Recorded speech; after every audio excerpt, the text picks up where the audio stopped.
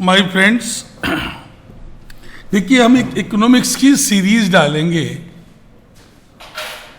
उस सीरीज में हम पॉइंट टू पॉइंट बात आपसे करना चाहेंगे। आपको मेरी बात अच्छी लगे तो हाँ करना, गंदी लगे तो ना करते रहना। देखिए इकोनॉमिक्स तो हम बाद में स्टार्ट करेंगे, पहले हम कुछ वर्ड्स के बारे में आपसे बात करेंगे। हम दो तरीके की इकोनॉमिक्स पढ़ते हैं। एक का नाम होगा micro,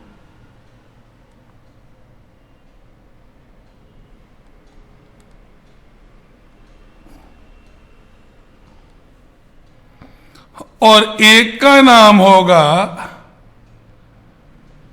macro.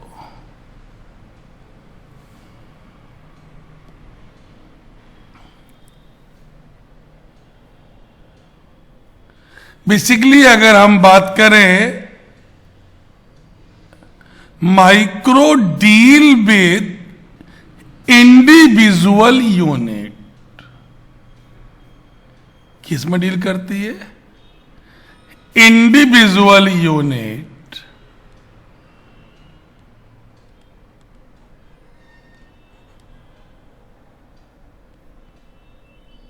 And macro deal with overall.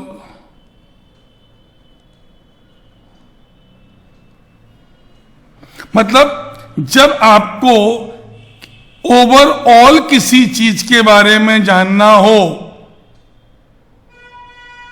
Then आप इकोनॉमिक्स जो यूज करेंगे उसको हम लोग बोलते हैं मैक्रो इकोनॉमिक्स।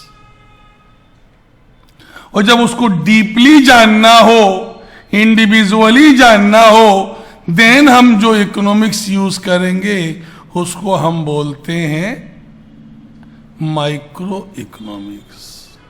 अगर हम आपसे और शॉर्ट में कहें, microeconomics is a like a mini skirt.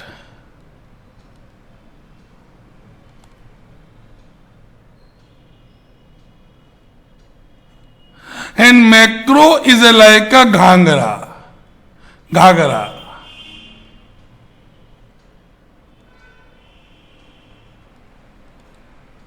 भैया ये किसी से कह नहीं सकते हो, लेकिन ये बात समझाने की है कि micro is like a mini skirt and macro is like a ghagra. माइक्रो में बेसिकली हम जो डिस्कस पढ़ते हैं वो demand and supply,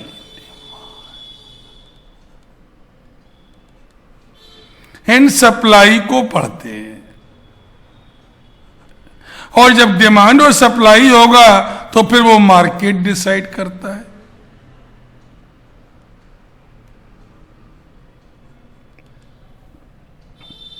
is it clear? जबकि हम अगर मैक्रो पढ़ेंगे तो हम पूरा कंट्री के बारे में पढ़ेंगे। कंट्री की जीडीपी क्या है, कंट्री का एम्प्लॉयमेंट क्या है,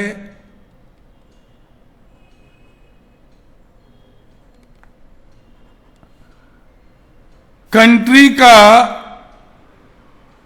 डेथ रेट क्या है।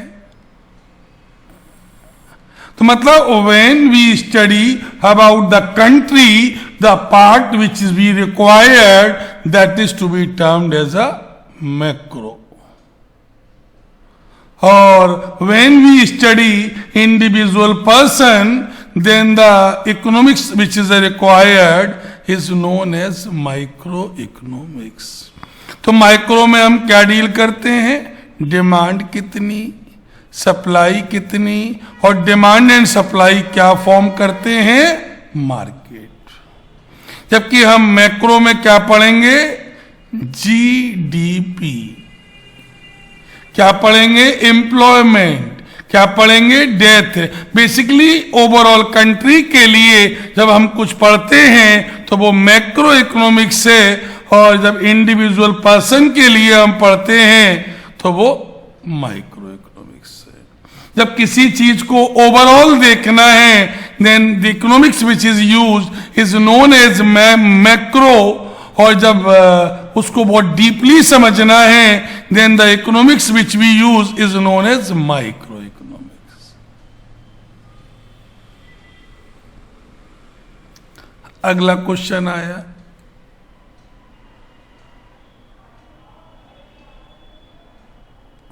दो बेस होते हैं। माइक्रो का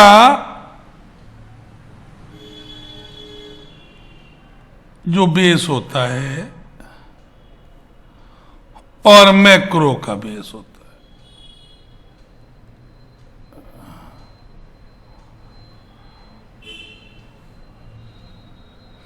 है। माइक्रो जो बेस्ड होती है वो पार्शियल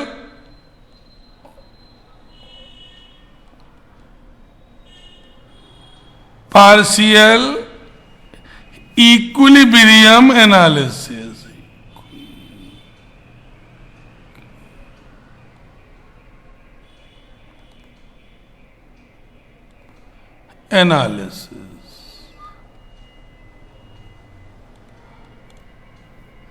एंड मैक्रो जो बेस्ड होती है वो जनरल प्राइस लेवल।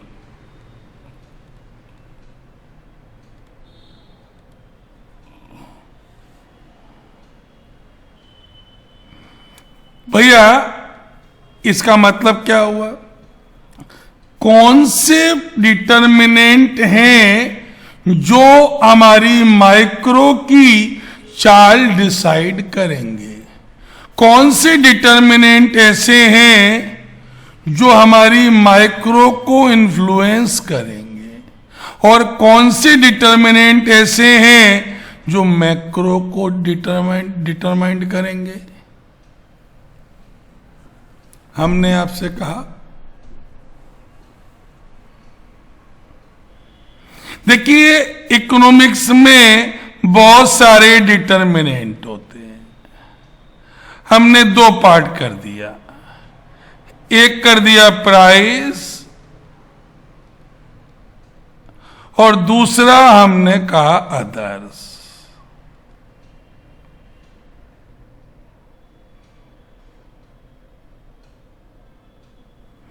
तो माइक्रो इकोनॉमिक्स ये कहती है कि 95% जो चेंज आएगा in micro economics due to the change in the price, and 5 में अदर्स।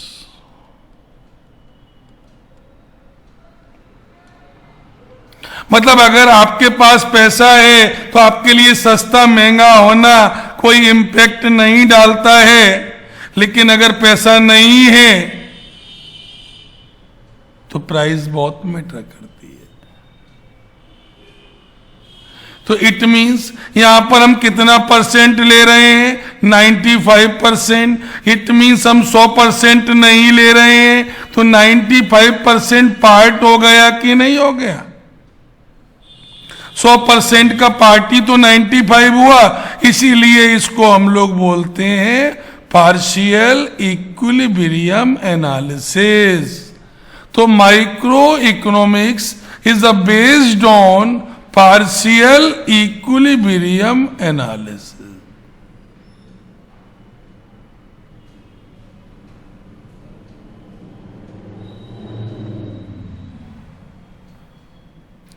Is it clear? दूसरा हमने कहा मैक्रो में जो चेंज आता है, अगर ओवरऑल सारी कमोडिटी की प्राइसेस बढ़ जाती है तो हमारी इकोनॉमी चेंज होने लगती है ना। जब एक कमोडिटी की प्राइस चेंज होती है तो वो प्राइस चेंज कहलाता है, और अगर ओवरऑल सारी कमोडिटी की प्राइस चेंज हो जाए तो वो प्राइस लेवल चेंज कहलाने लगता है। जैसे आजकल आप देख रहे हैं, लोग चिल्लाए पड़े हुए हैं, महंगाई बढ़ गई, महंगाई डाइन खाई जाते हैं। तो जब भैया महंगाई डाइन खा जाएगी तो प्राइस लेवल बढ़ रहा है, तो ओवरऑल पूरे कंट्री में कंजम्पशन कम हो रहा है कि नहीं। देखो भैया, आजकल लोग खाने पीने की चीजें तो ले रहे हैं, लेकिन अदर चीजें, कपड़े और जूते, ये लोग आजकल कम ले रहे हैं, तो उतनी डिमांड नहीं आ रही है। तो ये बात क्लियर हो गई कि micro economics is based on partial equilibrium analysis and macro economics is based on price level changes, general price level changes. भैया अगर एक कमोडिटी की प्राइस चेंज होती है तो वो प्राइस चेंज कहलाता है, और पूरी इकोनॉमी की सारी कमोडिटी के प्राइस चेंज हो जाए तो वो प्राइस लेवल चेंज कहलाता है। जब प्राइस लेवल चेंज होगा तो ऑटोमेटिकली पूरे कंट्री की डिमांड चेंज हो जाएगी, पूरे कंट्री की सप्लाई चेंज हो जाएगी। जब पूरे कंट्री की हम बात करेंगे तो फिर वहां पर माइक्रो नहीं लगेगा, मैक्रो लगने लगेगा। Is it clear? Is it clear? अच्छा, देखिए सर, अब हम पूरी माइक्रो इकोनॉमिक्स की बात करें तो माइक्रो इकोनॉमिक्स बेस्ड है D by D x, D by D x.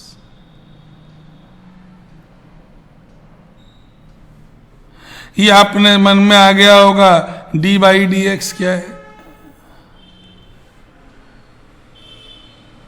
ये बेसिकली एक डिफरेंशिएशन है। इसको अगर हम स्टेट्स की डिफरेंशिएशन की मैथ्स की लैंग्वेज में बोलेंगे तो ये डिफरेंशिएशन है, स्टेट्स की लैंग्वेज में बोलेंगे तो ये कोएफिशिएंट है।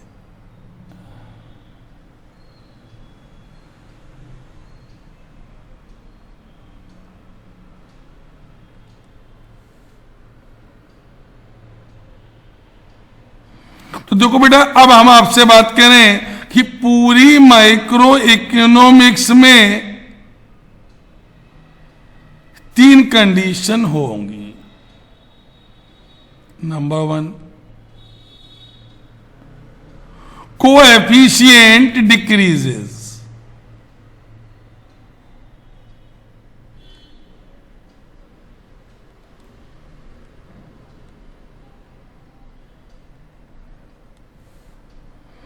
Coefficient increases.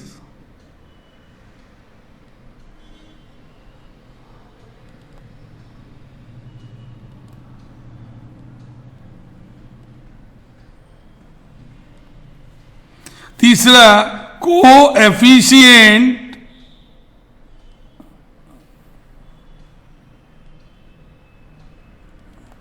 कांस्टेंट।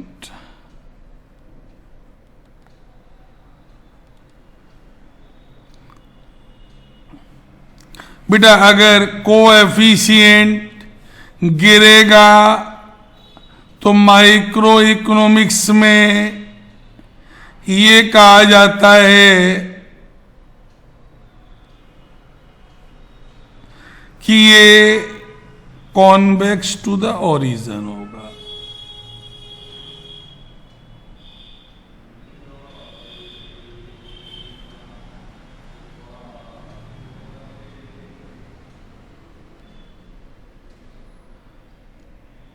अभी हमने माइक्रो इकोनॉमिक्स चालू नहीं किया, अभी हम कॉन्सेप्ट की बात कर रहे हैं।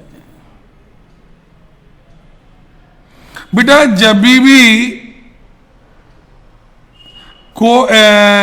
कोएफिशिएंट डिक्रीज होगा तो ये कर्वी शेप होगा, तो इसको बोलते हैं कॉन्वेक्स।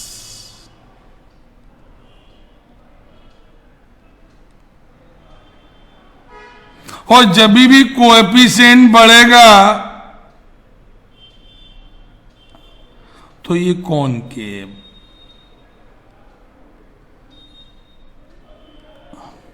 और जब भी कोएफिशिएंट गिरेगा, कांस्टेंट होगा,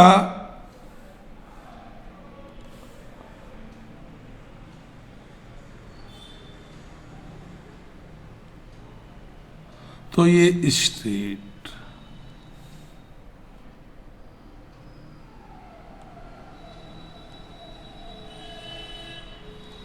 देखो भैया, ये कोई रॉकेट साइंस नहीं हम लोग पढ़ रहे हैं, ये एक पार्ट ऑफ द मैथमेटिक्स है।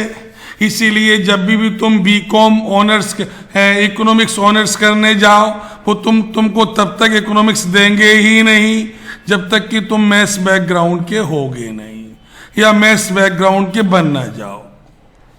क्योंकि रीजन ये नहीं है, इकोनॉमिक्स उसी को बहुत अच्छी आती है, वो हमारी बातों को डीपली समझ सकता है कि ये क्यों हो रहा है।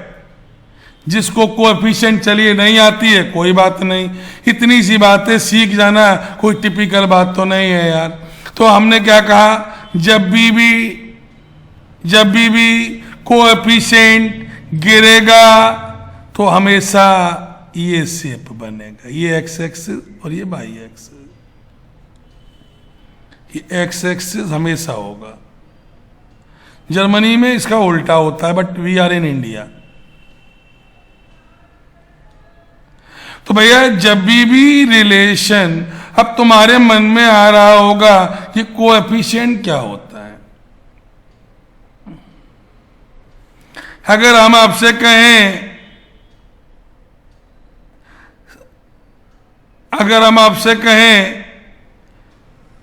कि कितना हम सेक्रीफाइस करने को तैयार हैं, कितना हम सेक्रीफाइस करने को तैयार हैं किसी कमोडिटी को पाने के लिए। जैसे हमने कहा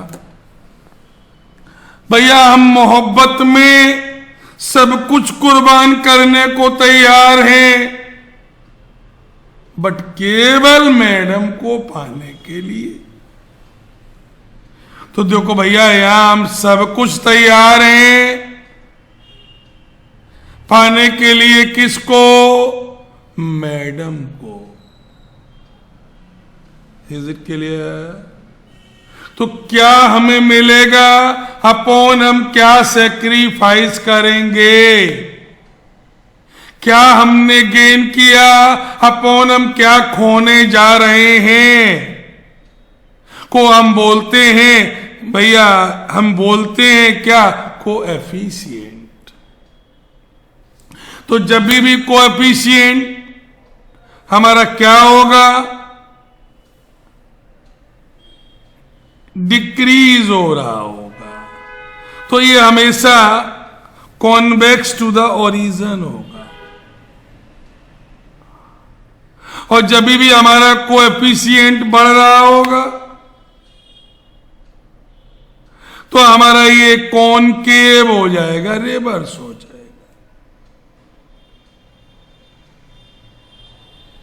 और भैया जब हम ये इनका गिरने और बढ़ने का रिलेशन बराबर बराबर है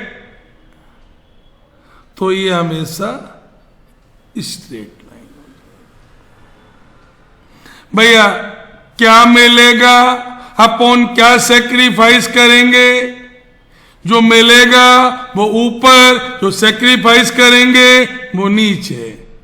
इसी को हम लोग मैथमेटिक्स में बोलते हैं D by D x, statistics में बोलेंगे कोएफिशिएंट, इकोनॉमिक्स में बोलेंगे MRS, marginal rate of substitution. Is it clear? भैया मैंने क्या कहा? डिफरेंशिएशन में क्या बोलेंगे? D by D x. लेकिन हम इसमें क्या बोलेंगे? स्टैटिस्टिक्स में कोएफिशिएंट, और हम इकोनॉमिक्स में क्या बोलेंगे? Marginal rate of substitution. क्या मिलेगा, अपॉन क्या सेक्रीफाइस करेंगे। अल्लाह पाक कसम ये 3 ग्राफ पर तुम्हारी पूरी इकोनॉमिक्स खत्म हो जाएगी अगर तुम इस पर हाँ करोगे। अभी मैंने इकोनॉमिक्स के बारे में आपसे कोई बात नहीं की। Is it clear? फिर हम भैया एक बात पर और आ गए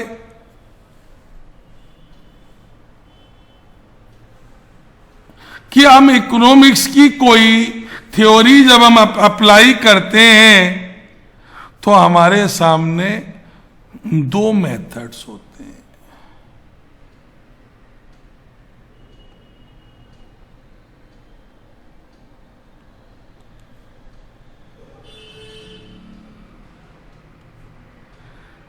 एक होता है इंडक्टिव,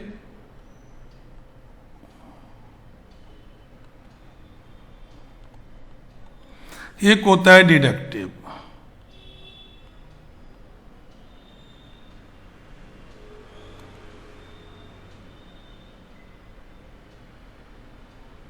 जैसा कि नाम से लग रहा है इंड्यूस मीन्स इंट्रोड्यूस। देखिए भैया ये बताइए, पहले आपको कोई कोर्स मान लो करना हो,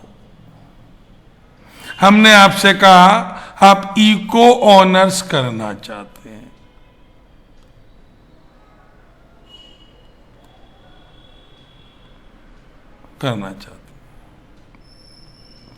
तो अब आपके पास 2 मेथड हैं।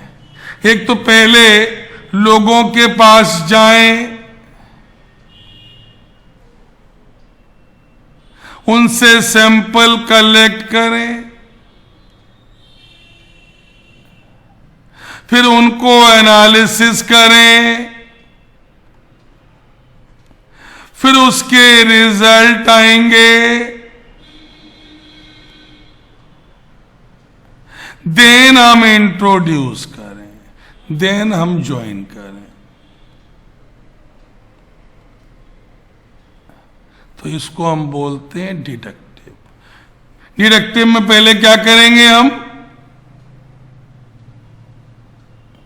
पहले हम सैंपल लेंगे, फिर हम एनालिसिस करेंगे, फिर हम कोई ना कोई रिजल्ट पर पहुंचेंगे, देन ज्वाइन करेंगे।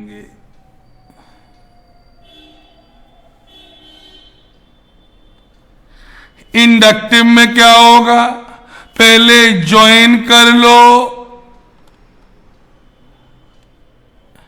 देन रिजल्ट निकालो।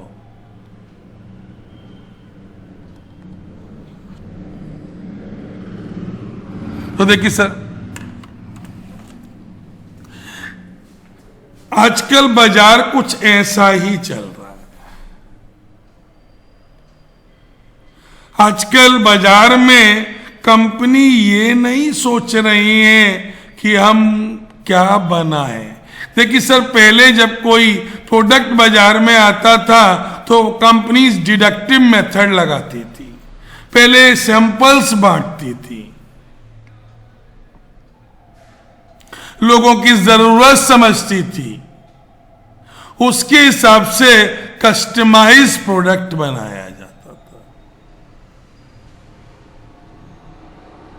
आज बाजार उल्टा हो गया,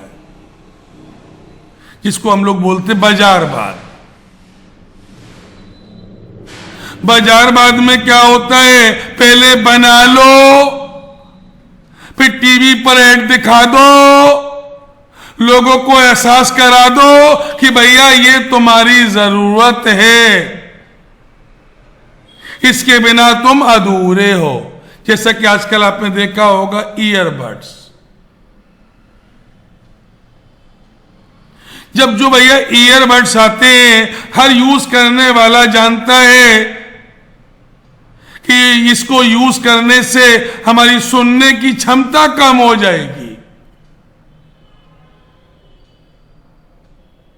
सालों ने ऐसे ईयरबड बना दिए हैं कि अगर बगल में से ट्रेन भी निकल जाए तो आवाज पता नहीं चलेगी और तुम दो टुकड़ों में वहां पड़े हुए मिलोगे, क्योंकि जब टीवी खोलिए किसी न किसी कंपनी का एक ऐड आता है, हमारे ईयरबड सबसे अच्छे हैं।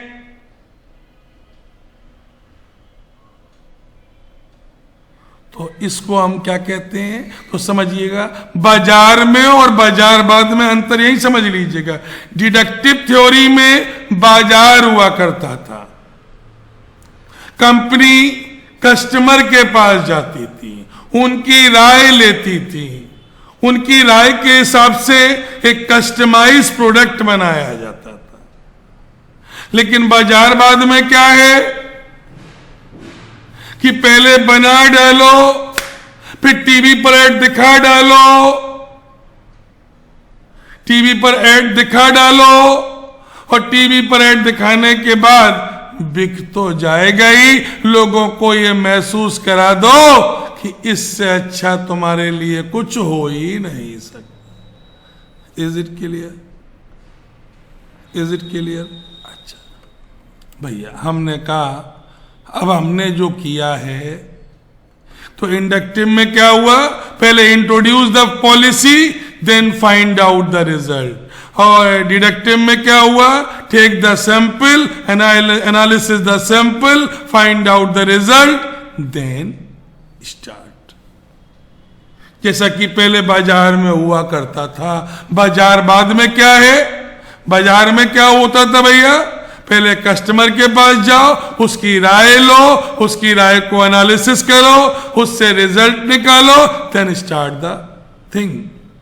बाजारवाद में क्या होता है, start the production, do the advertisement on television, and उनको महसूस कराइए, इसके बिना आप इनकम्प्लीट हैं। जैसे है, आप देखते हैं कॉम्प्लेन का ऐड आता है, सारी माएँ बच्चों को कॉम्प्लेन पिलाती हैं ये सोचकर हमारा बच्चा भी ओलंपिक जीत के जलाएगा। ओलंपिक का बेटा, कॉम्प्लेन में केवल चॉकलेट है और चीनी है, इसको पीकर तो लोग शुगर के बीमार हो सकते हैं और कुछ नहीं हो सकता बेटा। अब जब हमने थ्योरी लगाई तो थ्योरी के कुछ रिजल्ट्स आएंगे। जो थ्योरी के रिजल्ट्स आएंगे उनको हम बोलते हैं पॉजिटिव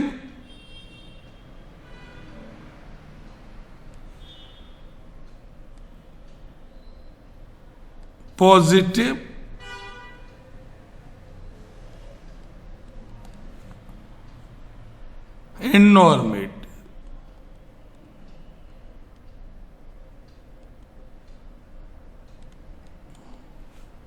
बेटा 12th का रिजल्ट आया,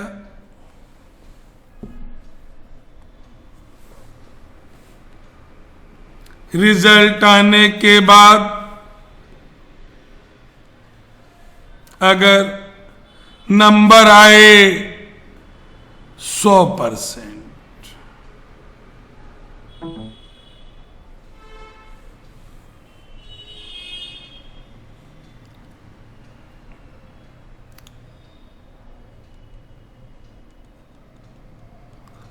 ट्वेल्थ का रिजल्ट अगर आया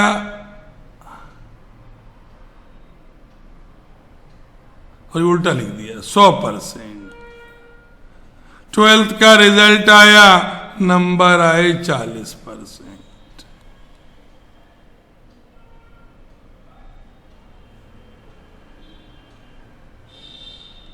तो अगर आने वाले रिजल्ट यूनिवर्सल ट्रुथ को बताएंगे,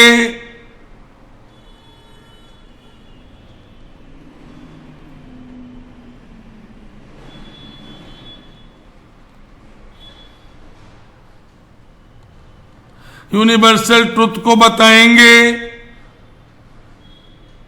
जैसे हमने ये कहा girls are more intelligent,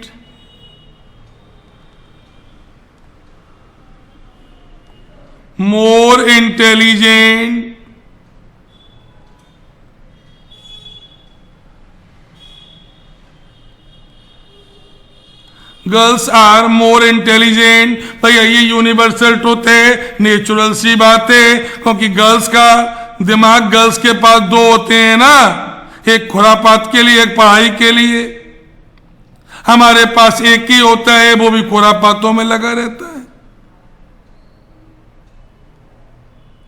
birds fly in the sky.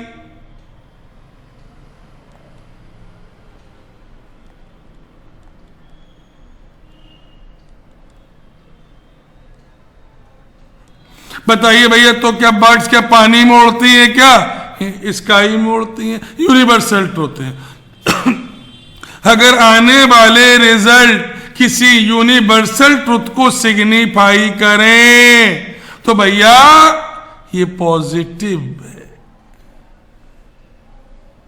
और बेटा अगर 40% नंबर आए तो लोग क्या कहेंगे बेटा? You should would could should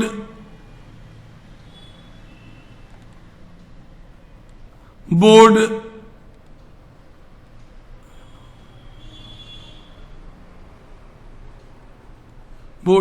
could should would could भैया ought to be,